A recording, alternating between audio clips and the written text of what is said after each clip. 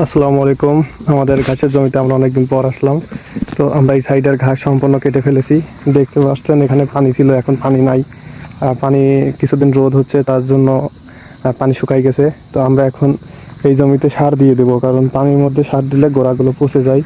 এই জন্য আমরা এতদিন অপেক্ষা করছি যে কবে পানি শুকাবে। পানি শুকাই গেছে, এই দেখেন গাছের গোড়া আসলে পাতা মারা যাচ্ছে।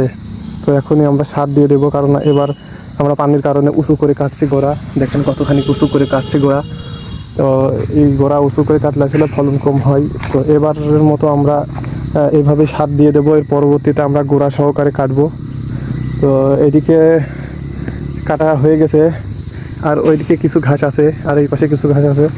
ওই পাশেও আসলে কাটা হয়ে গেছে। এখন আমরা সম্পূর্ণ জমিতেই আমরা সার দিয়ে দেব, ডিএপি সার এবং ইউরিয়া সার আমরা দিয়ে দেবো, যেন এইগুলো তাড়াতাড়ি বেড়ে যায়। আর এদিক থেকে রিসেন্টলি কাটা হয়েছে, যার কারণে এখনো বড় হয় নাই। তো দেখতেই পাচ্ছেন। আর এই মাঝখান দিয়ে আসলে এই ঘাস বড় ছিল, তো ওই সময় লাগানোর সময় লাগানো হয়েছিল না, এই কারণে এইটা আলাদা হয়ে রয়েছে এই ফাইলটা। তো আমরা ইনশাল্লাহ কাল পরশুর মধ্যে আমরা এখানে সার প্রয়োগ করে দিব। আর এইদিকে আসলে এইদিকে পরে কাটা হয়েছে, এইগুলো পরশু দিন কাটা হয়েছে, কাল পরশু কাটা হয়েছে। তো আমরা এখন একটু ব্যস্ততার কারণে আমরা কিছুদিন পর পর এসে কাটছি ঘাস। আর এখন ইনশাল্লাহ এখন ফিরে আসি।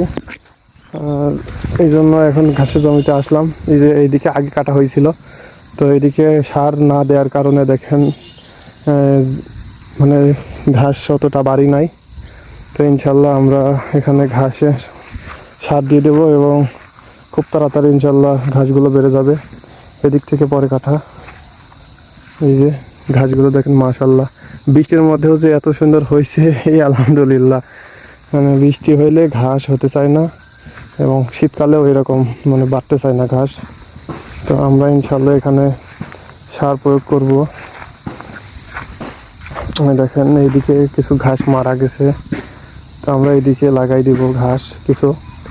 আর এই মাটিটা একটু ভিজা থাকতে থাকতে আমরা সারটা দিয়ে দেব, কারণ ডিএপি সারটা পানিতে ভালো কাজ করে, তাছাড়া গলতে চায় না।